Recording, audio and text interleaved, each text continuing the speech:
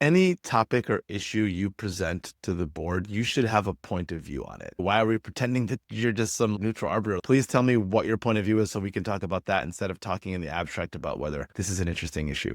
It's the week of April 21st. Welcome to the Learning Corner, a Precursor Ventures podcast.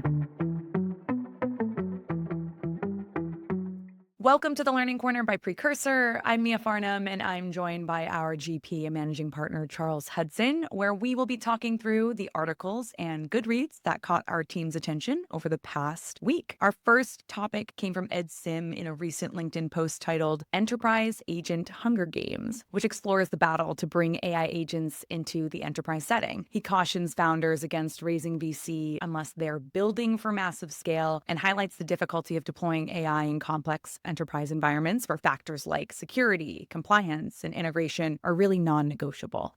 Ed sees opportunity in companies that build agentic workflows, building cross-platform intelligence, but warns that the landscape will consolidate quickly with very few winners and many downfalls. So Ed's article paints a really tough picture for agentic companies going after enterprise customers. And one thing that came to mind when I was reading the article is just how competitive the market is. So You're not only competing against other agentic startups, which there are hundreds of them, you're competing against larger incumbents that enterprises have already paid tens of millions of dollars over many years to deploy and use. So do you think, Charles, that founders understand how steep that distribution and integration hill actually is when they first go out and raise funding for agentic tools? Every time Ed writes something about enterprise, I always read it because that's his world. I think on the enterprise side, I don't see quite as many first-time founders heading in that direction. I think there's sort of a recognition that competitive dynamics are different and that, the minimum viable security level, authentication level, just the MVPs for those products are oftentimes much bigger. And the capital required to raise them, to build those products is usually much greater. So I think what Ed said is totally true. It's like all enterprise software, but with the added twist of this new thing called agents that are not fully well understood. But I also feel like venture capital dollars tend to follow themes. And if you just say, well, enterprise and cybersecurity have been a good theme and AI is a new theme, what if we take what's traditionally a good theme and marry it with this new theme? There ought to be space for new companies. And sometimes the answer is it's a good market, but just not a good market for startups. I'm very curious. I am quite confident in the next 5 years, many organizations will use agents to do many things. Maybe today it's simple tasks. Over time will become more complex tasks. The advent of a new technology, a new paradigm does not mean that startup companies will be the winners. So I'm very curious to see whether there's, two competing forces here. One is the novelty of the approaches that companies can build when they're not tied to legacy infrastructure. And then there's this sort of account control, positional advantage that the incumbents have by already being in the building and maybe not being on the cutting edge of technology, but already having the relationship, trust, and integrations. It reminded me also of Thomas Tungus had a good post, I think it was this week or last week, about basically integrations as a competitive lever and being able to integrate with and talk to lots of other systems that your customers use is once again going to become a competitive differentiator. It seems like the folks who are going to be the most competitive in this space will have to have extreme knowledge that's really deep on what the existing legacy tools that their customers currently already use and not fall into the demise of being like a point solution and be able to kind of create that data. I'm putting quotation marks around my fingers for moat because it's pretty easy to just try and compete against the tens of 15s of different companies that are hitting up each one of these folks at internally at enterprise. I would suspect that also most of the venture dollars for enterprise agents will flow to people who already understand selling to the enterprise. Because if you think adding in the burden of selling a new technology is hard, but selling a new technology with a selling motion you don't understand, but where the buyer has a preferred way of buying, that's pretty tough. Yeah, and Ed said it really well. He said that oftentimes right now you're going to be betting on the jockey. And so the jockey in this scenario would be the founder who knows exactly who to talk to in specific enterprise scenarios. Ed also said pretty explicitly, don't raise VC unless you're building for scale. Do you think we as investors are doing enough to communicate what that actually means, especially to founders who are entering the AI market for the first time? I think there's a difference between what is said and what is heard sometimes. I think most VCs are like, I tell people I want to invest in big companies. And founders are like, yes, I hear you. But oftentimes founder version of what a big company looks like and VC version of what a big company looks like are one and sometimes two orders of magnitude different. So I just find it's more helpful to tell people, listen, we're trying to find companies that can get to $100 million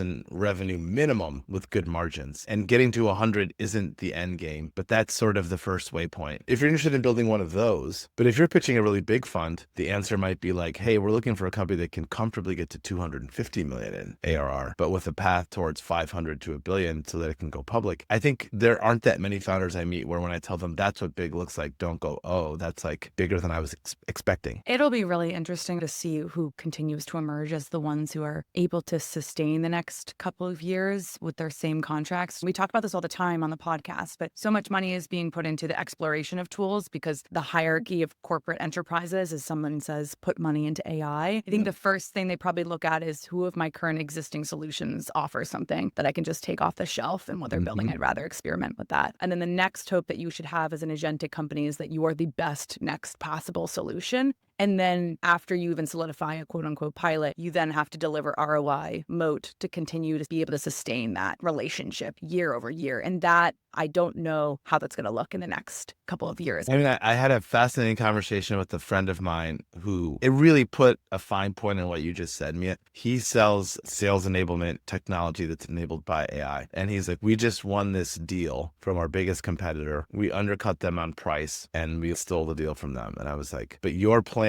is to then raise price on the customer next year, right? He's like, yeah, that's the only way the deal makes sense. I was like, but what if somebody comes and does the same thing to you and cuts the price by a third, and they're going to have the same logic that you will? He's like, oh, that's already happening. And so I just think the other dynamic is there's so much venture money chasing these ideas. In some cases, there are more startups with money than there are customers with problems. And so, as you know, the old economics phrase of ruinous price competition, I'm already seeing that in some categories where newly funded companies who are desperate to win business are going out and undercutting people. And for the first time, one of our portfolio companies this week told me they walked away from a deal because their competitor priced it in such a way that they're like, there's no way anybody could make money on that deal. And we'd rather go find things where our technology works and where we can make money than sign up for that. Well, our next topic is another LinkedIn post, but this time from Jeffrey Silverman, partner at Laconia, titled Reframing the Board Meeting. It's not a performance review. Silverman offers a really useful mental shift for founders. He suggests reframing board meetings as a strategic work session where you can lean on investors for help. When board meetings are structured and around shared problem solving instead of polished updates, founders can get more value and transparency, and boards become true partners in navigating inflection points. In an ideal world, yes, I'd love for all board meetings to follow that structure, but I also know that there are factors outside of a founder's control. So is the board paying attention on the call? Did they read the materials in advance that you work so hard to prepare? Are they engaged at all? That said, focusing on what is within the founder's control, what are some examples you've seen of founders running truly productive and effective board meetings? Yeah, I mean, I think I read the article and I was like, there are parts about this that really resonated with me. I think the hard piece is you are, as a board member, always evaluating the founder and CEO during a board meeting, but maybe not in the way that founders think. The number one thing for me is I was like, does the agenda and the time allocation reflect what I think are the most important issues facing the company today? And so the best board meetings I've gone to, if you think about two circles, one circle is what are all of the issues that the investors see as the biggest issues facing the company? If you think of another circle, what are the issues the CEO wants to talk about and wants to spend time on in the board meeting? When you have perfect overlap of those two circles, I think everybody walks away feeling good about the board meeting. The investors are like, we spent all of our time on the most important thing, and the CEO put together an agenda that gave us enough time to talk about those things. This was a productive, effective board meeting. The worst ones are where the company needs to talk about a new round of financing and the CEO wants to give you a product demo and talk about customer service ticket response time. And you're like,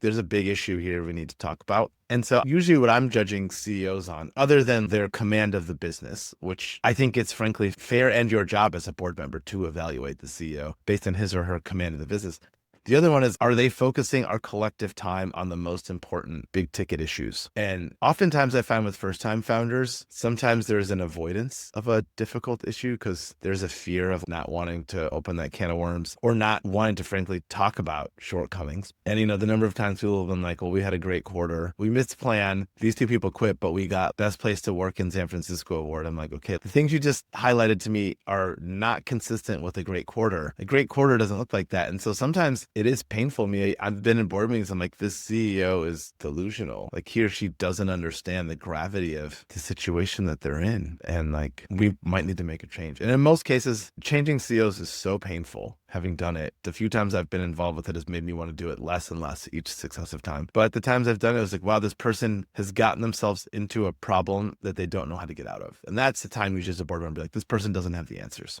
I feel like a precursor, because we come in so early and our checks become smaller and smaller over the growth stage of a startup, we spend a lot of our time actually more so being the true sounding boards to our founders and more so prepping them for those board conversations, and also probably being included in conversations with the board with the founder not there. What learnings have you taken away from that specific role and how hard that can be or impactful also? We're betting on people's upside. So we're investing in them oftentimes before they've even had their first board meeting. And I always go into these things with like maximum optimism, with the expectation that this person is going to be the person who rings the virtual bell on the stock exchange and pushes the button and the confetti comes down. And then sometimes you realize, wow, this person got us all the way to Series D or got us all the way to Series A. And this might be as far as they're going to get us because the skills required to get to the next level are beyond this person. And that's always hard to accept. But the longer I do this, the more I've just started to accept two things can be true. One is you can go into these conversations and relationships believing that the person can go all the way. And two, you can also learn things along the way that will reveal to you that that person has a ceiling. I think I've gotten better at talking to people about, hey, we might be approaching. The good news is you can extend your tenure as CEO oftentimes by hiring really great people to work for you. And the better you do at recruiting and building an exec team, the longer you will remain as CEO, as a founder. Additionally, within our own team this week, we also talked about Rob Go's recent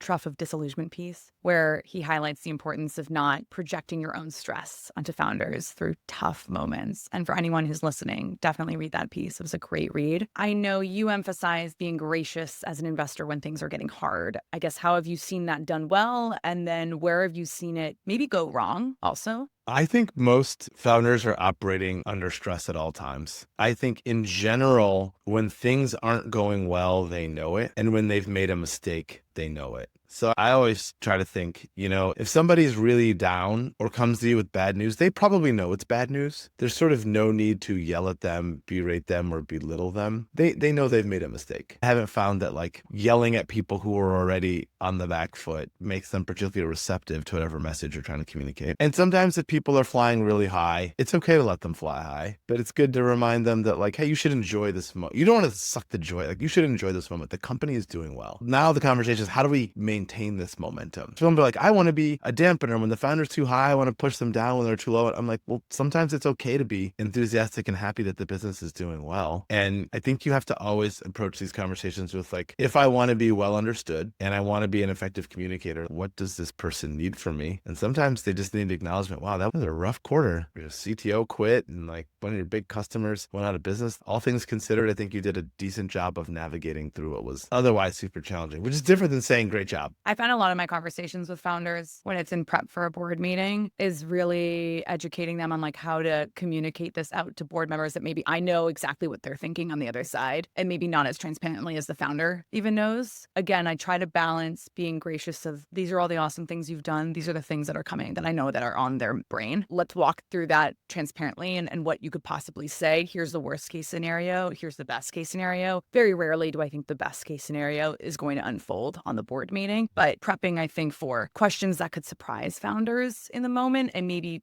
put them on the spot in a light that I don't think is the best for them. It's just that they're caught on their heels a little bit. I think that's more of what I try to prepare for. I also just tell people any topic or issue you present to the board, you should have a point of view on it. There's a difference between a discussion and an exploration. To me, a discussion is, hey, I'm thinking about hiring a VP of sales and I'm leaning towards doing it. I can have that conversation, which is different from, do you think I should hire a VP of sales? Do not want to have that conversation at the board. And I do think in many cases, framing is the difference between a successful conversation and an unsuccessful conversation at a board meeting. And oftentimes I'll tell people like, well, you brought this issue up. Presumably you have a point of view. Why are we pretending that you're just some neutral arbiter? Like, you're running the company. We're talking about this issue because you have a point of view. Please tell me what your point of view is so we can talk about that instead of talking in the abstract about whether this is an interesting issue. Would you say a productive practice, because I know a lot of founders like to do this, is individually with board members, bring them up to speed on what they're going to talk about ahead of time, and then at the board meeting, almost represent it, knowing what everyone's thinking? I've seen it go well, and then I've seen it go not so well. I think sometimes it feels a little silly because you're just like, well, I've talked to all of you about this. I know that you all. So I think if it's a big thing, it's really good to read the room before you present it and just know, am I going to get resistance on this issue? Or where are people's heads on this issue? Because sometimes you can get clues. You're like, oh, well, here are the 3 things I'd really want to know. If we're going to make a decision about this candidate, here are my 3 questions. And I'd love if you could bring more information about this issue to the meeting. Sometimes you do get things that are additive, and sometimes just dry running it, you realize like, oh, I don't need to spend 45 minutes on this. Everybody kind of thinks this is a good idea. So I now have like 30 minutes back in this meeting to do something else with. Yeah. But I do think it's an investment on the part of the CEO. I know a lot of board members like to know what's coming. Some people are like, I want the deck a week in advance. I'm like, well, that's really hard for most startups to do. And if they're going to give it to you a week in advance, you really better read it. You or your AI assistant really better read it. For our last topic, in a really candid and introspective post, Halle Tecco shares why she chose to step away from angel investing after backing more than 54 companies across 15 years. Despite really strong deal flow and a deep network, she reflects on how the economics rarely work for angels, how follow-on funding was increasingly inaccessible, and how the constant pace of investing began to feel like chasing status rather than generating returns. And her reflection challenges the incentives around angel investing and suggests that there are alternative ways to build deeper founder relationships and stay on the forefront of innovation and trends. I'll speak from my personal experience. I'm a huge fan of Halle Tecco, just being so close to the healthcare market. So hearing this perspective in all of her candor was really interesting. And actually, a few weeks ago, for all of our listeners, we talked about Bradley Tusk and the realizations of economics perhaps not being as advantageous to be in traditional venture.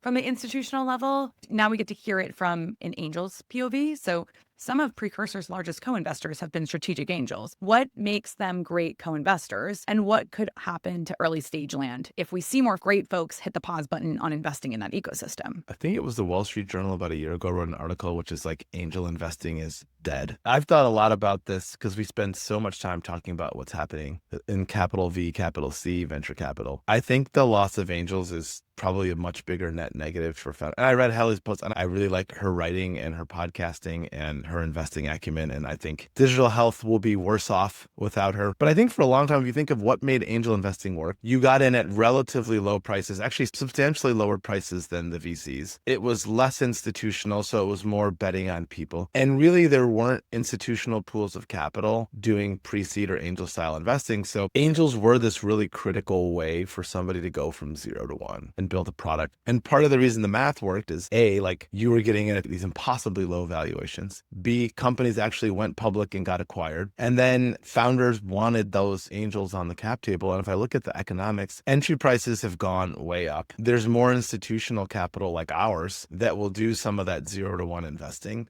The hold times for angels have gotten much longer. And as Halle pointed out, one of the challenges is as startup financings and fundraisers have gotten more complex as an angel, oftentimes you don't have pro rata rights. So either you get massively diluted by future financings, or the company does some kind of restructuring, recap, or pay to play, and you get washed out. Or in general, and I don't mean this as a generalization, but I will say it as a generalization, I think previously there was much more attention and care paid to the needs needs of angel investors by founders. They treated those people like early employees, and they looked out for them when there were acqui-hires or acquisitions or things that were happening. And I think we live in a world where I think capital feels more transactional in general to founders, including angels. I've seen angels, they were in the deal the longest and got treated the worst because maybe they bought common and they were lumped in with the common shareholders and like they got the short end of the stick. And I can understand why angel investing today as a financial activity is probably less attractive. And also just given the volume of startups out there, it used to also be, even in 2020, we had all these operator angels who were just like, I'm just slinging checks on the side of my day job. And at some point I always tell them, be careful. Once you make enough investments, people are going to know that you're an angel investor and your deal flow is going to go up 10x. Yeah. So I don't know. I read that post and I was like, this is a good reason to get out of the angel investment business if this has been your experience. I just hope we don't lose all of our great operator angels. And to your last point about your deal flow increasing by 10x, that then means you don't get this really curated set of small deals you can spend more time to look at, and somebody who works there and they come recommended by someone you trust. You run completely by yourself and 100% of the risk is done by you. And it's difficult to give it the time and effort that you've done for your best checks that you probably wrote earlier on. It's like running a venture fund with no management fees. It's a pretty tough. But I will say the irony is the thing that has endured that I wasn't sure would endure is I meet so many of these funless SPV people who are able to cobble together $5 to $10 million through hustle and through relationships to put into Series B and C stage companies. And like that has proven to be a much more enduring part of the capital stack. So that's, I think, the interesting thing about our business is the capital stack shifts every 10 years. We got seed and that kind of unsettled things, then we got pre-seed and unsettled things. And I think we're going through another unsettling right now as these big venture funds get larger. And I really hope we can find a way to make angel investing lucrative and interesting to good people. Well, we are all out of time today. Thank you, Charles, for stopping by. And thank you for our listeners for popping in as well. Please like and subscribe, and we will talk with you all next week. Thank you. Bye.